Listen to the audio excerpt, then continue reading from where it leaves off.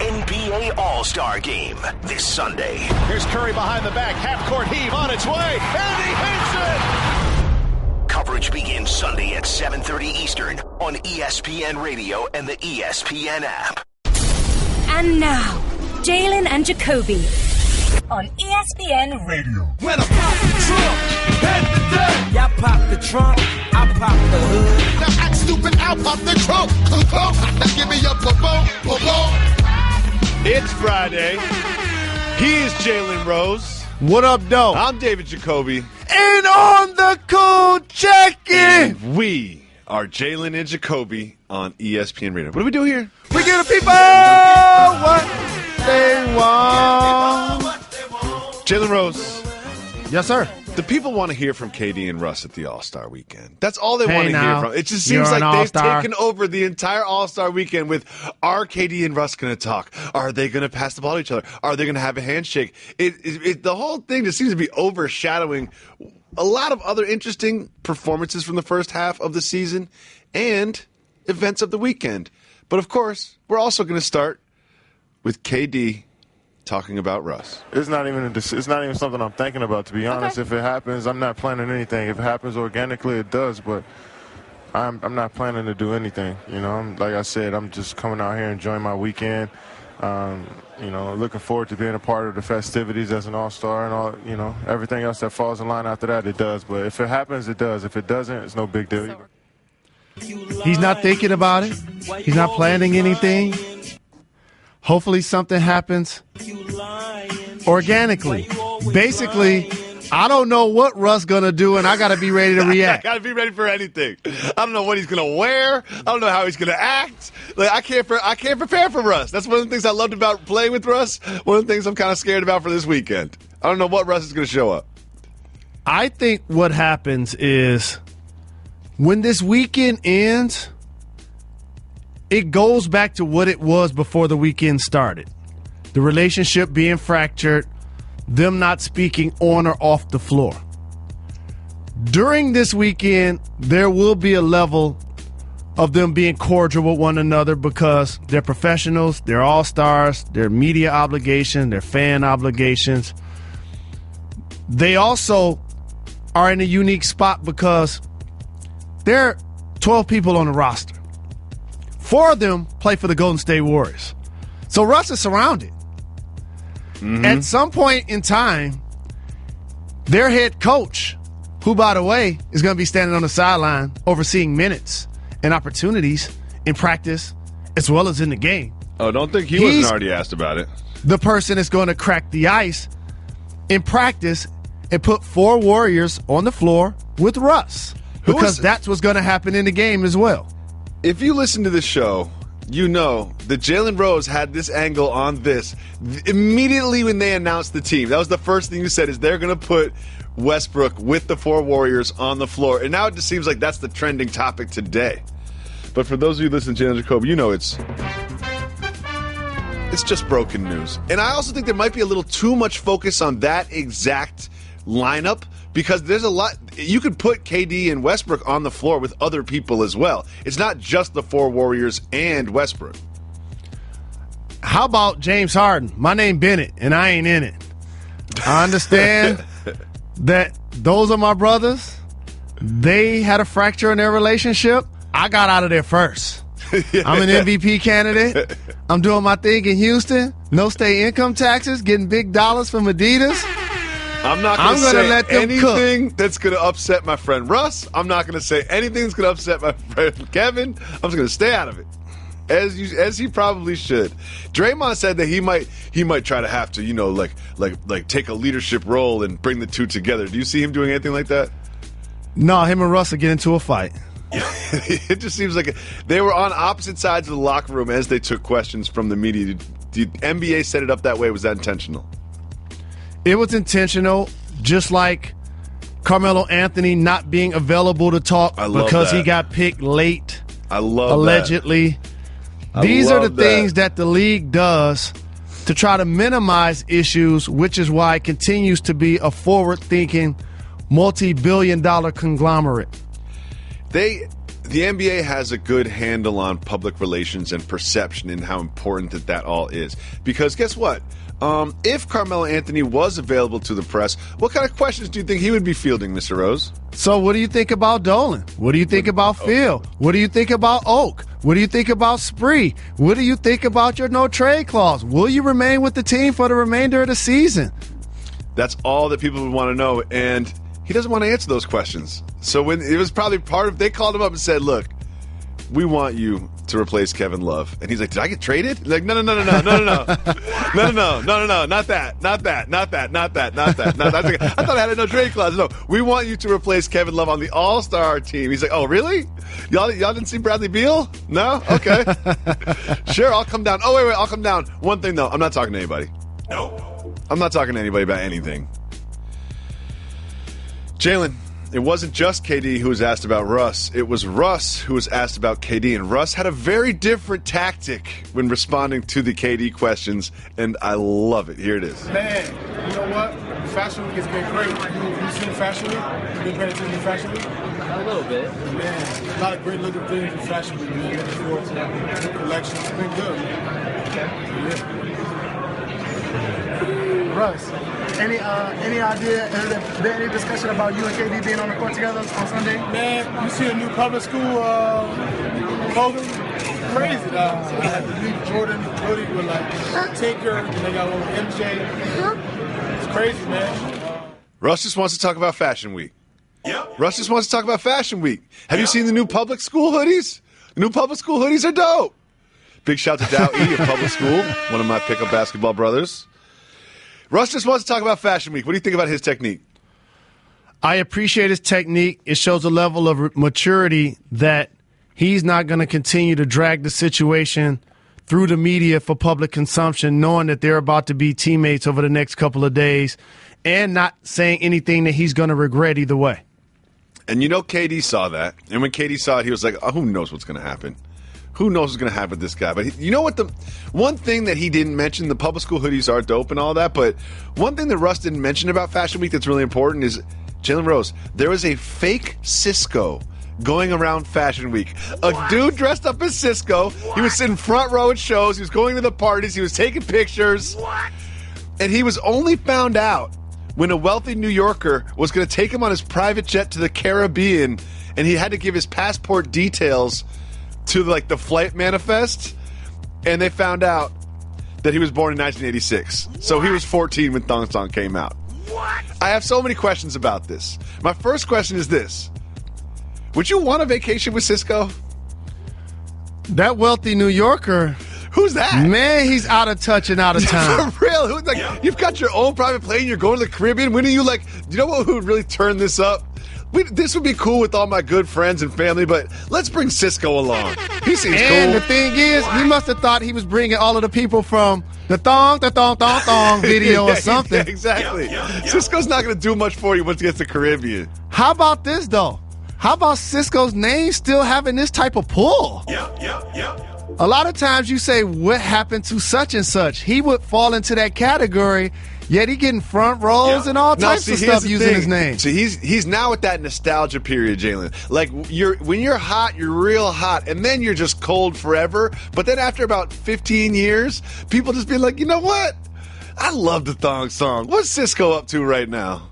You know what Cisco's up to? Going on Instagram and being like, that's not me. That's not me. If you listened to the show yesterday, we spoke, as a lot of people did, about some inflammatory comments that Draymond Green made on his podcast. And as two people that have been in the podcast game for quite some time, we know how comfy you can get while you're recording. We know just how relaxed you can be. You're with your good friends. It just seems like you're just chopping it up on the couch. Well, when you're chopping up on the couch, it's not recorded and then distributed to thousands of people and then listened to by those people and then critiqued. What did Draymond Green say that got him in a little bit of trouble, Mr. Rose? He compared James Dolan's treatment of Charles Oakley to slavery. He essentially said that he had a slave master mentality. And he went on to explain it, and he hedged it a little bit. But if you listened yesterday, you also listened to Mr. Rose make a little prediction. Beep, beep, beep. Once, as you mentioned, The podcast is so comfy and cozy. You shoot it whenever you like. You say whatever you want. They edit whatever not needed. They kept that in there for a reason. They thought it was good. I knew that he would have to walk back those comments, and rightfully so, because those two situations don't mirror one another. Well, today he said, quote, "I never said James Dolan has a slave master mentality." He said that, and then he went on to later say, "I can't say James Dolan is racist. I don't know James Dolan. Honestly, if he walks past me right now, I wouldn't know who he is." So my question for you, Mr. Rose, is it's twofold. Number one, is that one of those apologies like when I apologize to my wife and I'm done apologizing and say, "Yeah, but," and I say what she did that led to whatever I needed to apologize for? Absolutely. It's almost like when you tell somebody, "I don't mean to offend you, but..." Yeah. Or and then you go on to offend the person. "I really love so-and-so. They're one of my favorite people, but..." It's just like, "I'm so sorry. I never said he was racist, but honestly, I have no idea who he is." Do you believe that if he walked past me right now, I wouldn't know who he is when Draymond said that? He would know who he is because he's been on the news lately. If he didn't know who he was before the Oakley incident, based on his appearance, he now knows because I know he follows the news cycle and television, which is why he's doing a Dre Day podcast. So, in theory, it was a backhanded apology. It was a bit of a backhanded apology, but I'm glad he made it nonetheless. And do you think, as someone who has produced thousands of podcasts, do you think he called the producer like, "Why did you leave that in?" Now, going forward, it's going to be like us. When something comes up and it's a touchy topic, don't get fired, get set in the room for a reason. He needs this button. And now, the Don't Get Fired topic of the day. Terrell Revis got in some trouble, Jalen Rose. There's only probably a handful of people that know what really happened on this night in Pittsburgh. But there's a police report out. Terrell Revis has been charged with some things. Here's what it seems like both parties have confirmed. That there was a couple of young men, 21 and 22, that approached Terrell Revis, confirmed his identity, and then were filming him with their cell phone. There was some sort of confrontation over the cell phone, and this is where we get divergent events of what happened. There's always three sides to every story. Terrell Revis is saying, "I was basically looking at some property in a neighborhood that I'm investing in. I was being harassed, and I was jumped by up to 5 people and injured." The alleged victim side of the story is that Revis was acting aggressive, so they started filming it, and then he got angry about being filmed, and then him or his friend knocked us out cold. The next thing we remember, we woke up to the police coming. There are some other witnesses that say that they saw these people knocked out for about 10 minutes. We don't know what happened that night. I know that 2:30 a.m. is probably an odd time to be checking in on some property that you're investing in, but I don't know what Mr. Revis' schedule is like. And it is also, none of the witnesses ever said they saw Revis strike anyone. Not the people that were knocked out themselves, not the witnesses that called the police or the people that were around. So I think Terrell Revis is sort of being like treated like he was a person that's just out there fighting people when not a single witness said that he hit anybody. After hearing all this, Mr. Rose, what is your reaction? When there's an altercation, as you mentioned, there's two sides to the story. You have to rely on the integrity of those involved and their track record. And immediately the first thing I thought about when you were telling me the story, a couple of things were a little murky. The 2 a.m. searching for property part. 2:30 checking in on some investment property he had recently inquired about. But other than that, I'm going to take the position, and this is a tough thing to do when you work on this side of the microphone. Uh-oh. Don't get fired. That Revis was not the aggressor here. Because here's why. When I look deeper into this statement, it clearly says, based on this information, that they were recording him because he didn't want them to. Yes.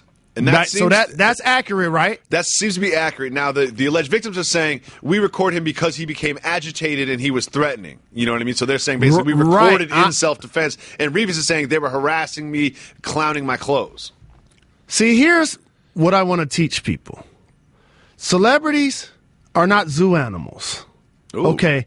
Don't just walk past and just snap a picture. You can actually ask me. Okay?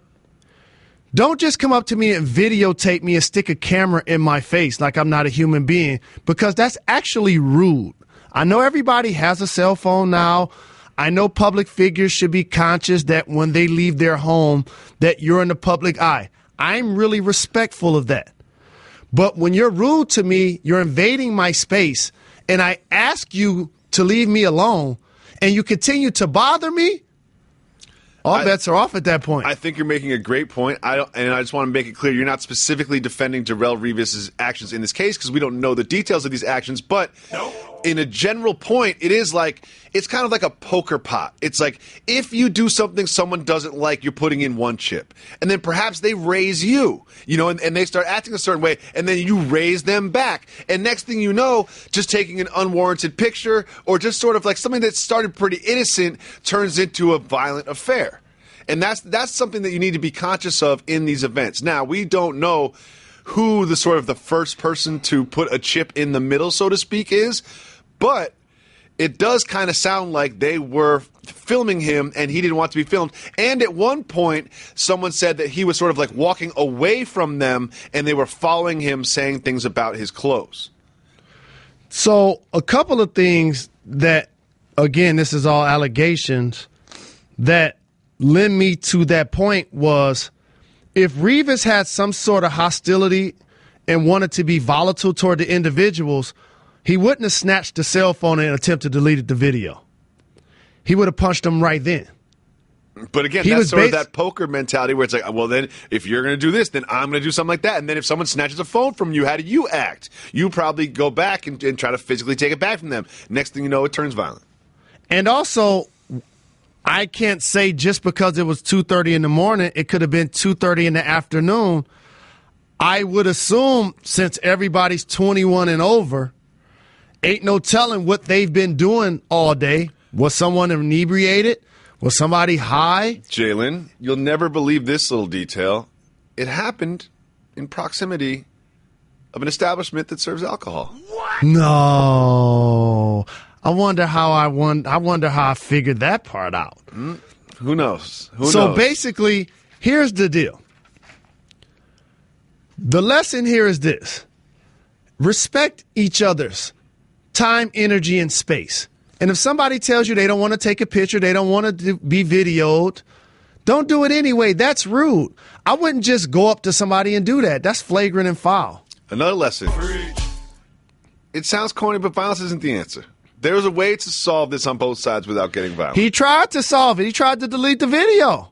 He tried to walk away. Jalen. Allegedly. Jalen, if you take property out of someone's hand, that's not exactly, that's not exactly the most innocent of actions, and you know that. No. The Revis incident in Pittsburgh that he has been charged as a result of opens up a bigger conversation about professional athletes like yourself and people with phones and being a public figure and etiquette in that regard. We don't know the details of this specific incident, so we'll speak in generalities. How often do people record you with video without speaking to you first? That's rude. Like, when I notice people taking a picture of me or doing a video of me, I immediately make a face or do a gesture to let them know that I know that it's happening, because it's just disrespectful. It's foul. Here's the thing. Say I'm a fan of Adele, the artist, the Grammy Award-winning artist. Okay. If I see her out, I'm not going to just whip out my phone and start videotaping her without saying anything to her. She's not a zoo animal. That's rude. If I want to take a picture or if I want to acknowledge her, then you should do that. We've gotten to the point where social media and technology has limited our ability to communicate with one another. And there has to be some level of give and take and some level of respect that exchanges on both sides. Again, we don't know what happened in the Revis incident, or we don't know what level of innocence he is. But I'm sure we'll hear more about it as we move forward. I bet nobody else going to be running up on Darrelle Revis trying to record him against his will. Nope. Two things about Jimmy Butler's appearance on First Take this morning. One, what do you think about him saying that he was fouled by Marcus Smart in that shot? He did get fouled. I talked to him on Mike and Mike before that appearance. He got hit on the elbow. But you're a Die-Easy Celtic fan. Jalen, did Marcus Smart's finger touch his elbow? Yes. But then that's a foul, sir. If you were the referee, would you have called that foul? Be honest. In the first quarter, no. In the fourth quarter, the game-deciding shot, you need to. That's why the official blew the whistle late to see if it was going to go in or not. No. See, I think you do not make that call. Hitting somebody on the elbow is not a toughness call. It's not like going to the basket and somebody raking your arm. Somebody touches your elbow, it affects your shot. Okay, see, that's the part. That's the part right there is how much does it affect your shot? That's really what a foul should be. Like if someone takes a layup and you just rest a hand on their hip 4 feet from the ball, 5 feet from the ball. That's not a foul. It doesn't affect the shot. And you know Jimmy Butler was upset he didn't make that shot because he felt like he should have made it because the contact was contact, but it's completely incidental to his shooting form or his ability to make that field goal attempt. That's why you don't call that call, especially in that fourth quarter, last second moment. This conversation is irrelevant. It was a foul. The officials are going to confirm it was a foul as well as the league. He went to the line. He made 2 free throws. The Celtics are having a really good season. They lost to the Bulls last night. Do you know what else was foul? That shirt that he was wearing. What was that? Can you explain that to me? What was that? Loud. It was like it looked like the King of Hearts on top of an engineer's button-up, but mixed with like a TLC baggy, like cross colors kind of button-up, triple XL. Like, what? Am I losing touch with fashion? Is that what's cool right now, Jay? You're not losing touch with fashion, but this is the only reason why you wanted to talk about the foul. Not because of the game, but because of what he was wearing. So you should just eliminate the first part of what you asked. Of course. I don't want to talk about it in some regular season game before the All-Star break. I want to talk about that shirt that he put on, knowing that he was going to be on multiple shows on national television. He was like, this is what I'm rocking. Was that Mike shirt, and Mike probably knew he was going to wear that. That's why we just had him audio only. Exactly. Yeah, they probably saw him. They probably had a video feed, and they were like, you're having some technical difficulties, Jimmy. We're having some technical difficulties. We can't bring you in on video, but we'd love to have you on with audio only. And big shout to Greeny and Golick for having me on today. They told me to say what up, though, to you. I listened to the second half. I don't believe that they said that, but I did only when I didn't listen to the first half. What did I tell you I did, Jalen? You said it was a good look. You said it was fun. The second half, but I didn't hear the first half, so I immediately searched your name on Twitter just to make sure that you didn't do anything to get fired and cancel the show. Because as I was listening, I had kids screaming in the other room. I didn't want to walk out there and be like, sorry, kids. But you know what? We're going to have to move. Show's over. This is silently like Russell and KD, because quietly, you really want this show to be called David and Jacoby. No, I think and without the and is fine. Just David Jacoby. 7 to 9 Eastern, ESPN Radio, it's David Jacoby. You can guest everyone. We'll take you on for a segment once a week. You know? We'll take you on once a week. When people approach you in the street, do you want them to call you David or Jacoby? First of all, I just want people to approach me. It feels good every time. This is new to me. I wasn't in Fab 5 in 1993. You know what I mean? I don't have to worry about people filming me when I'm getting groceries. You know what I mean? I just love the love. You know, I don't hate the love. Oh, you recognize me? I'll give you £1. I ask them too many questions. Like, they kind of want to get rid of me. after 15 seconds. They're like, dude, this guy is annoying. It's the opposite of what it is with most people that get recognized. Jalen Rose, there's some discussions of a trade that would send Reggie Jackson to Orlando for, are you ready? DJ Augustin and Jeff Green? What?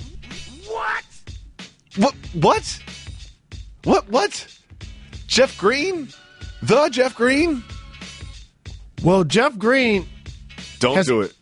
Other than his health issues, and I applaud how he's overcome, I think, some heart ailment issues. Yep. He's one of those players that I refer to respectfully as a tease. And here's what I mean. Respectfully? He's 6'9". He's athletic. He shows flashes of making the three. Every now and then he slashes to the hole and he dunks on the whole team. And then I'm holding a remote control in my hand like, is he still playing? Is he playing? I haven't seen him. And so this is what led to the multiple teams that he's been on recently, other than his health issues. Do you know what Now, DJ Augustin actually played well when he was a member of the Pistons previously. Yep. If this deal happens the way that you acknowledged, it truly means that the Pistons are probably just trying to get from under Reggie Jackson's 5-year, $80 million contract. Hey, baseball fans, this is Buster Olney.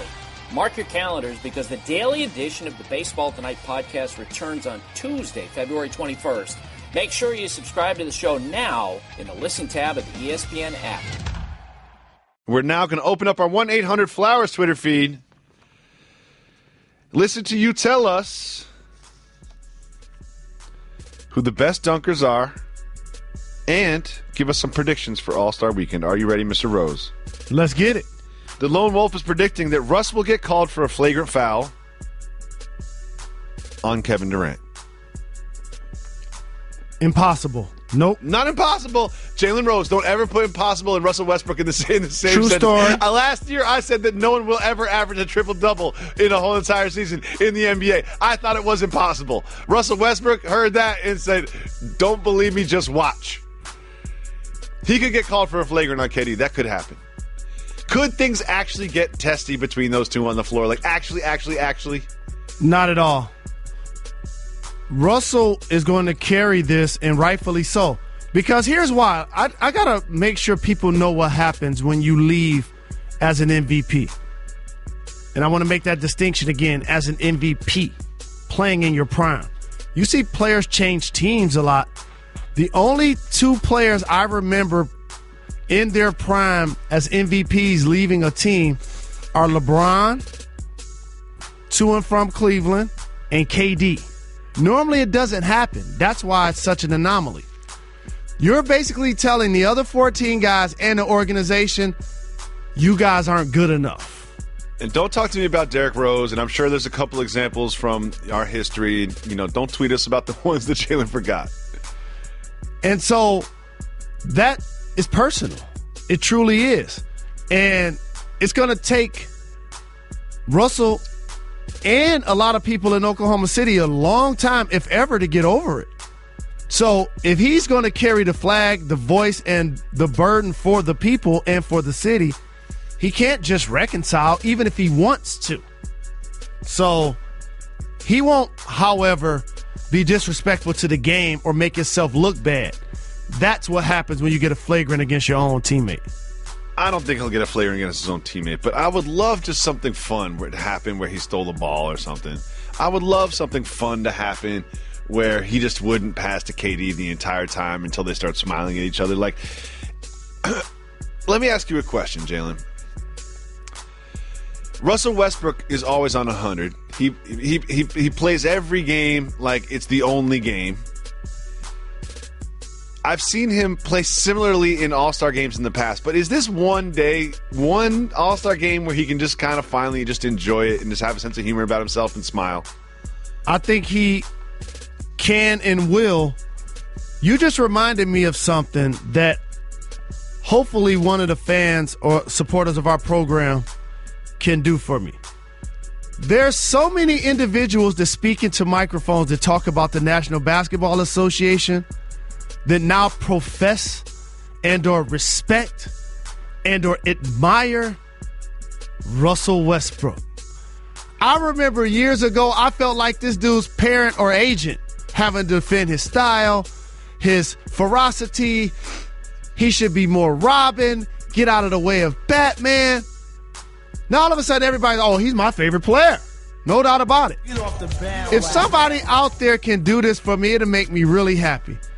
Can you do a mashup of all of the individuals that were saying that? No, Jalen. Now they're saying how much they love him? No. It would make me so happy. Please do not do that, because I'm not going to sit here and encourage people to go through other archives and pull up old sound, because that exposes us to some pretty harsh treatment, Mr. Rose. Come on now.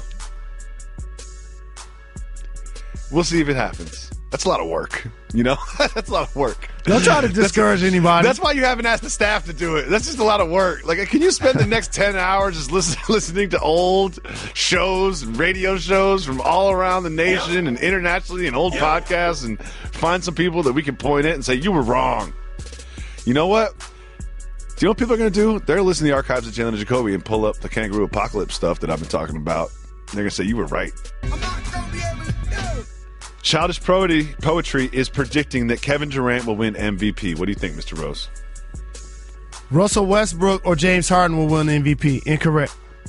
What if the East wins? Kyrie Irving. I would say Kyrie Irving. I'm going wild card. A player like Isaiah Thomas or John. You know what? John Wall is my choice for the East. Kyrie is my choice for the East. Do you think Melo deserved to be an All-Star? Yes. Why is that? Because if I was going to say the 7 players that weren't chosen by the fans and or coaches, to me he was number 8. And with Love out, slide him right in. Yeah, I mean, I guess you can make a case for like a Beal, and you can make a case for Embiid. People wanted to do, but he's obviously injured at the moment. Harry Chronic Jr. Very nice name. Is predicting that DeAndre Jordan will get a maximum of 1 foot off the ground for his biggest dunk. It's impossible. What? 1 foot?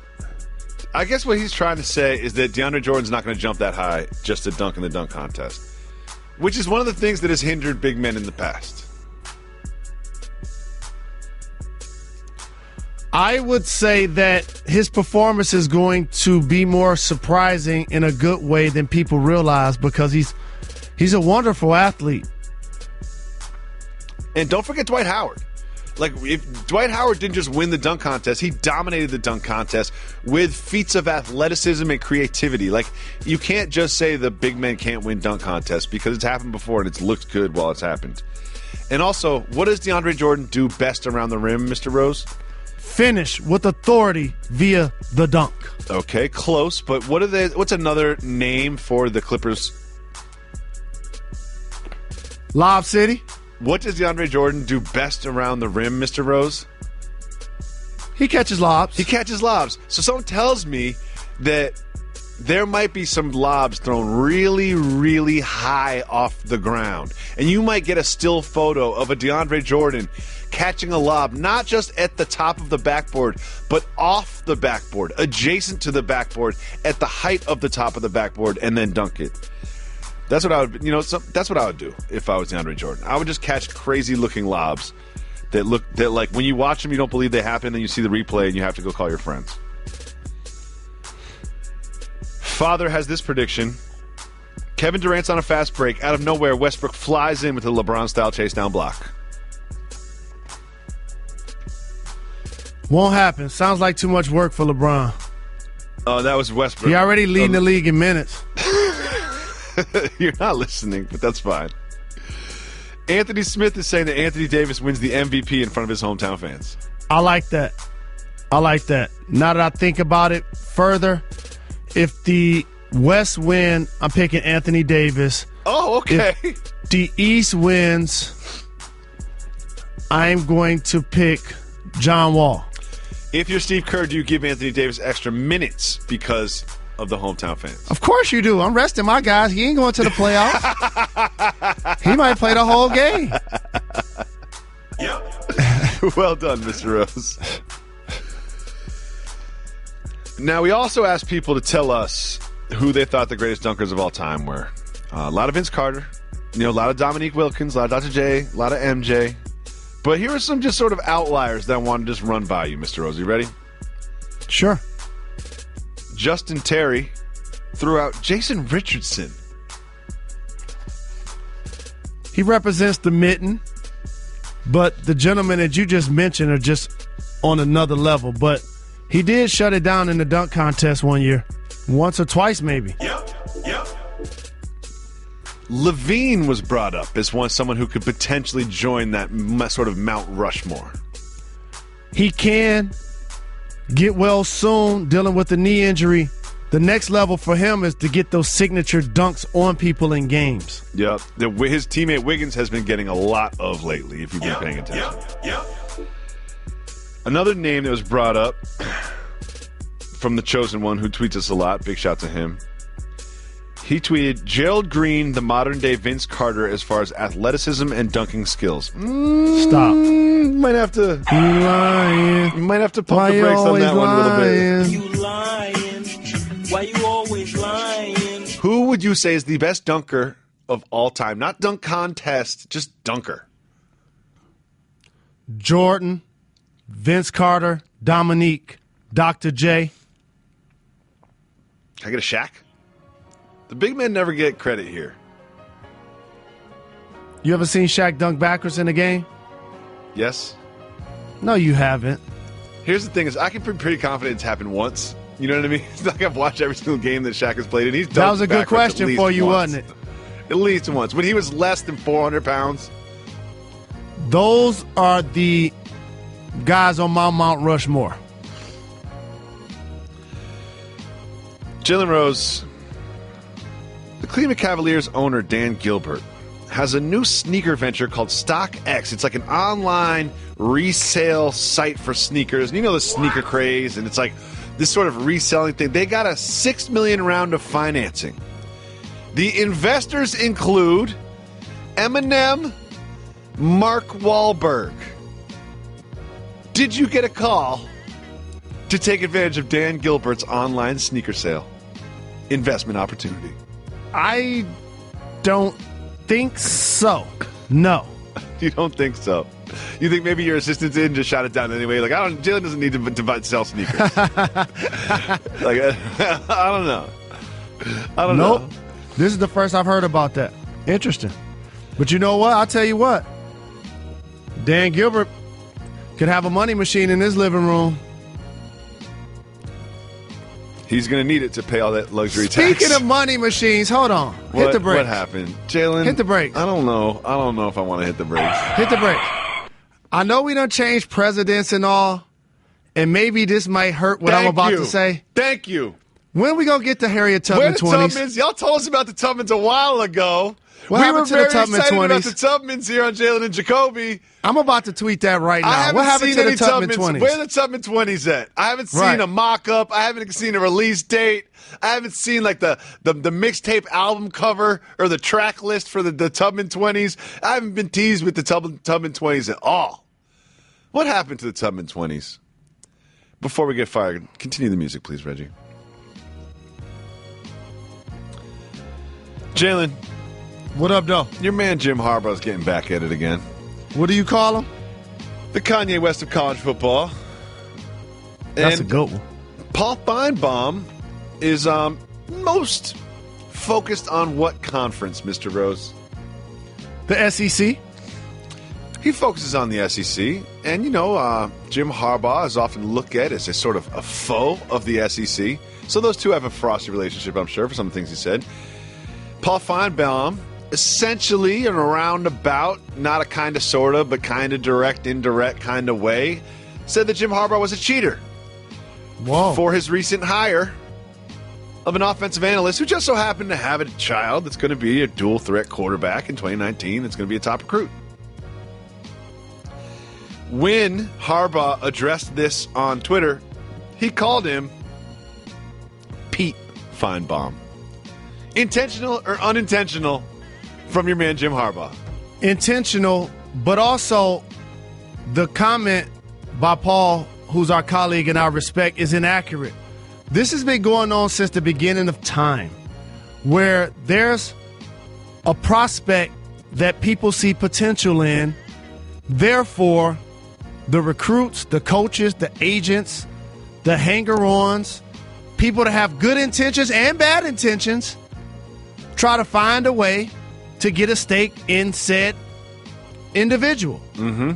And so if this can boost your opportunity to recruit a player and you're not breaking a law, it's something that multiple coaches have done over decades, hired former coaches and parents and family members. Like AAU, this is so basic that it doesn't even deserve that level of criticism. I think that's fair, and I think Feinbaum did recognize that it's actually not against the letter of the law, but he just did that to hedge the fact that he's calling him a cheater anyway.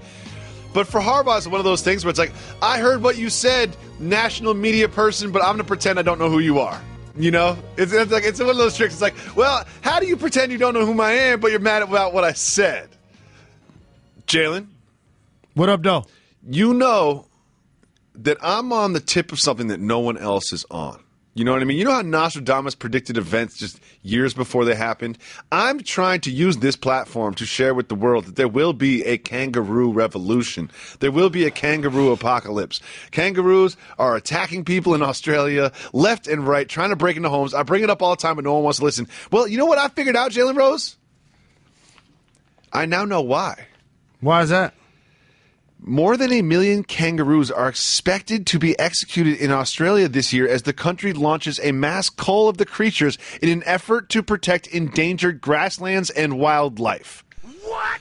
They're out there in Australia trying to kill 1 million kangaroos. What? And that's just the extra kangaroos that they have around. What? So if you're going to execute 1 million of them, how many of them are there?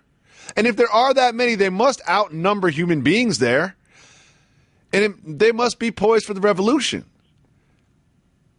Are you now convinced that there will be a kangaroo apocalypse? You're the only person that believes this, thinking about this, talking about this, and care about this. That's the unique information and insight that you will get on Jalen and Jacoby on ESPN Radio. Yep. On the latest episode of The Bill Barnwell Show, I talked to ESPN The Magazine's Mina Kimes about the latest episode of The Bachelor. Hot stuff. You can check out the show on iTunes or by going to the ESPN app on your phone. Jalen Rose, everybody loves the Roots. The Roots are just unanimously loved music group. All genres, all ages, all ethnicities, all sexes, everybody loves the Roots. Yep. But Jalen, the Roots are cooking something up for the pregame in the All-Star game, which is some sort of like evolution of greatness, musical performance that involves a guy from Hamilton, DJ Jazzy Jeff, Michael B. Jordan, Jidenna, and DMC. What is this? What should we expect from this? I don't know what to expect, and I'm happy about it because the Roots are a group that continues to evolve, trend set, and not fall within the normal constrictions of what performers do when they get a chance to entertain. They're talented. They're artistic. It's going to be fun and fly. And I know as much as people are looking forward to seeing what happens with Russ and KD, that's actually the number one thing I'm looking forward to this weekend, literally. Yep. No, that's a true story. You didn't even know it existed until just now. Huh? You didn't even know that existed until just now. Why? Because why? How you figure that? Because I know you don't do any research for the show and you don't read the rundown. I don't need this show to tell me what's going on in the world. What? If I came to this show for information, I wouldn't know anything. Marc Gasol is driving to New Orleans from Memphis, which is something like 6 to 9 hours or something, instead of flying. Why is he doing that?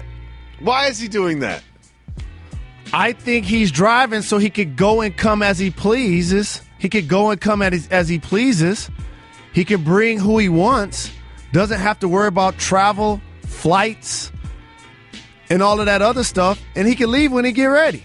So can I just bring up a fallacy? Something that at least is just not true in my world, and I'm sure it's not true in your world too, is people act like going to the airport is the most stressful thing in the world.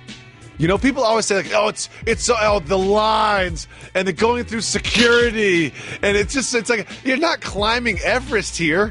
You know what I mean? Like, you're just getting your printout. And this isn't one of those, like, first class things or, like, privileged things. Like, I'm a coach flyer. You know, and I only got pre-check recently. But I do think sometimes you do have to wait a little bit. But, like, it doesn't mean I'm going to drive for 6 hours instead of flying for 45. I don't think the security is that bad to get through. That's what I'm throwing out there. Feel free to tweet me and tell me I'm wrong. I know you will. All-Star Weekend, just like a holiday.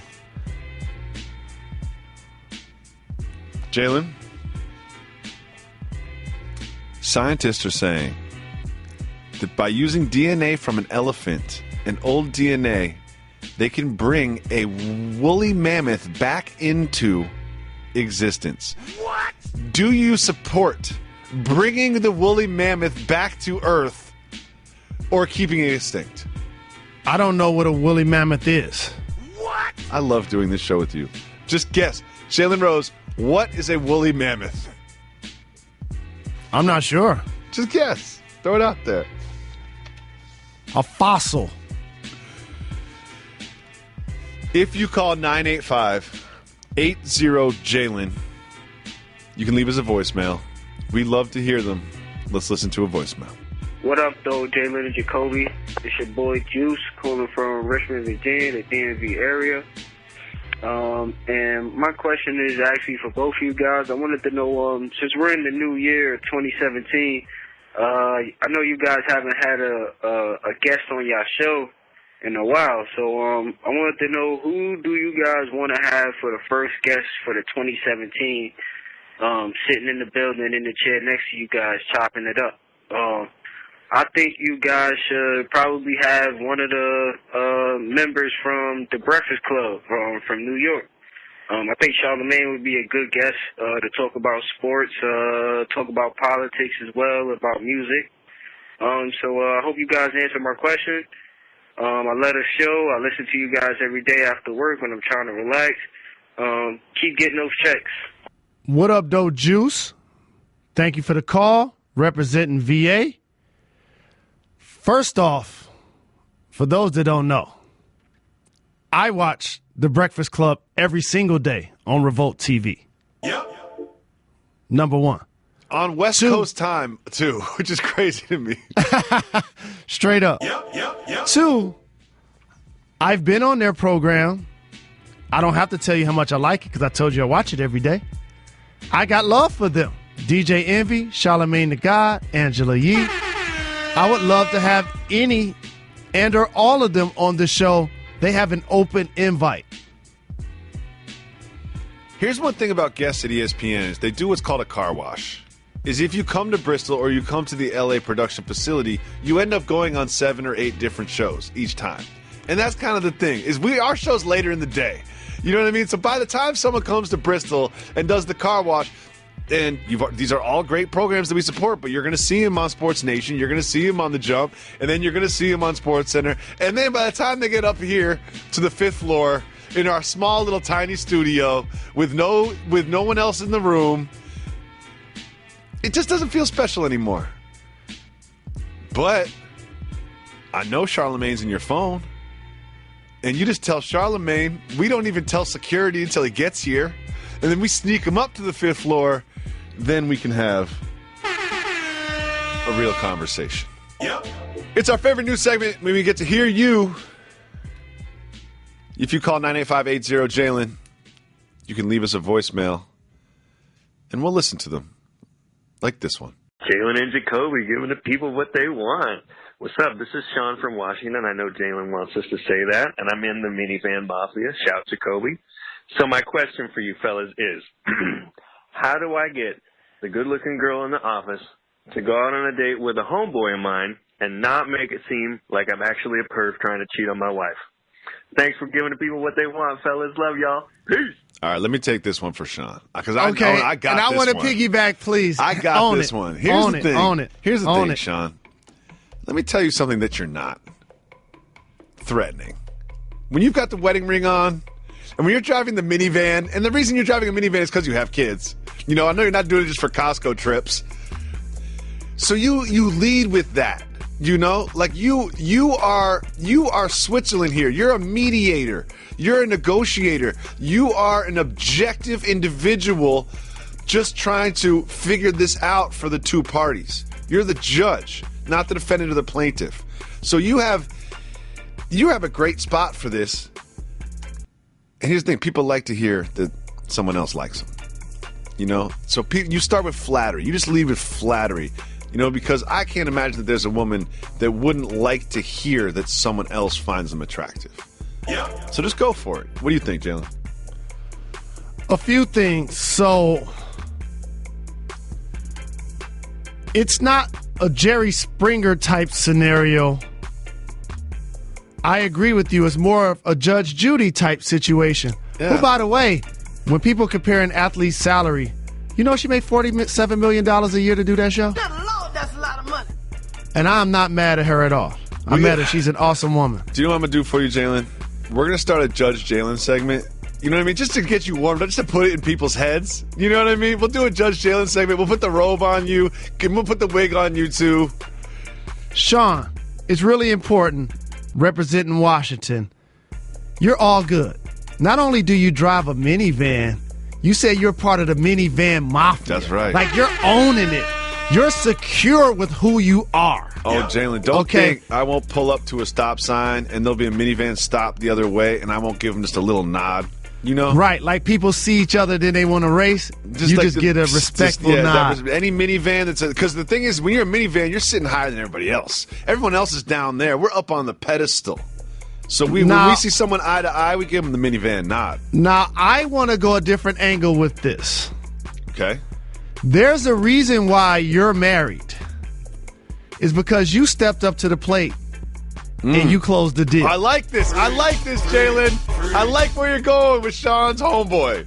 I do not necessarily promote you trying to hook your homeboy up with somebody that he can actually walk over there and introduce himself to. You know, you got to wave away the pick when it comes to romance. You got to wave away the pick.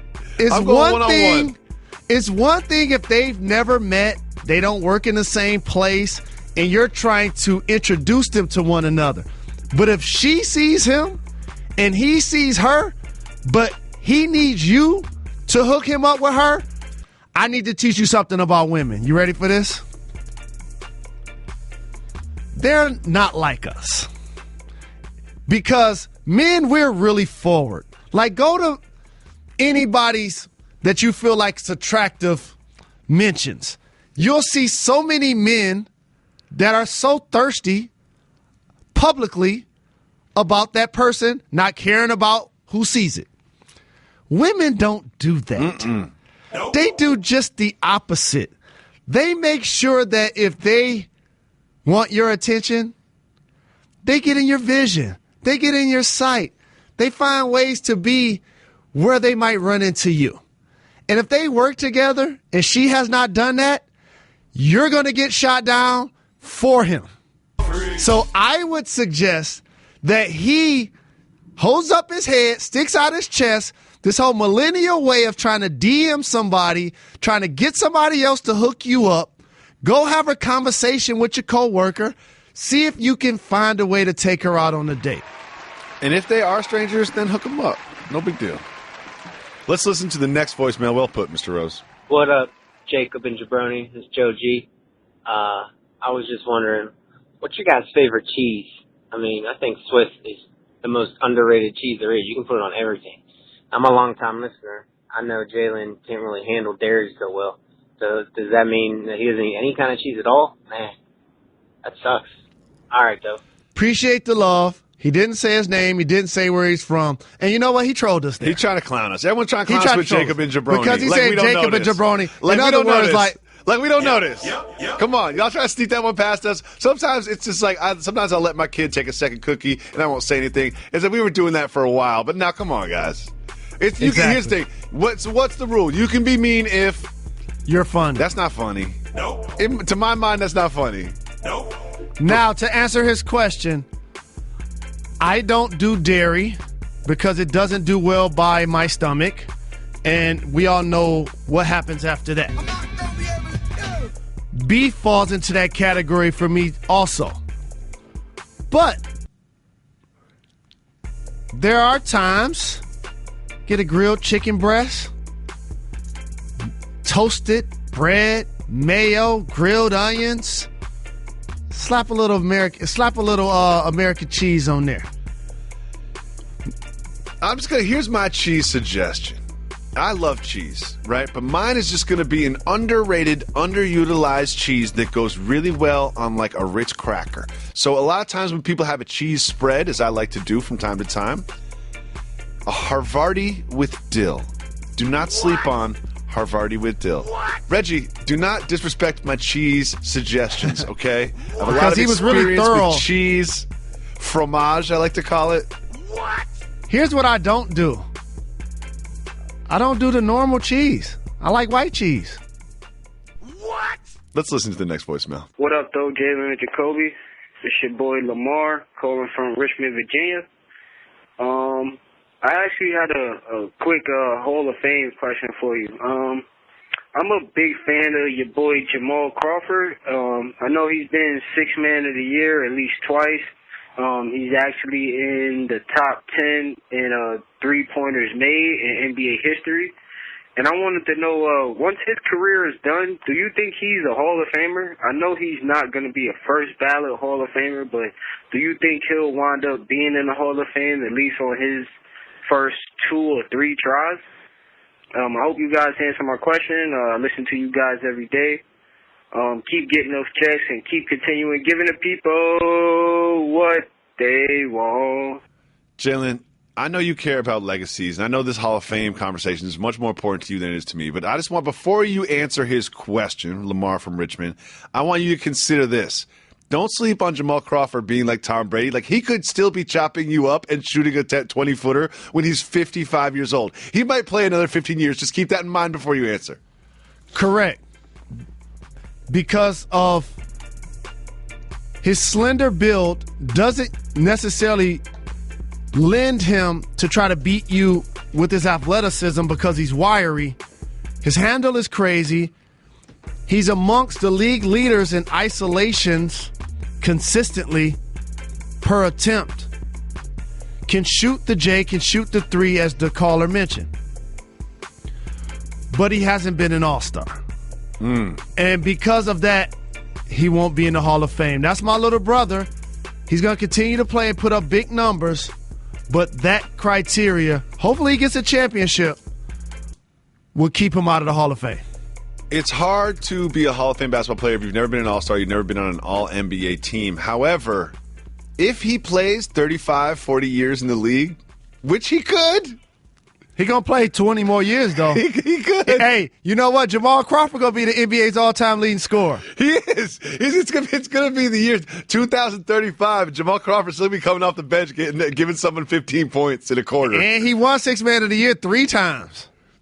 Who knows by 2035? How about this? He's one of 2 players, maybe 3, that have scored 50 points for 3 different teams. What? We'll be back on Monday to drop a new podcast and break it all down. Thank you so much for listening. We love our everyday podcast listeners.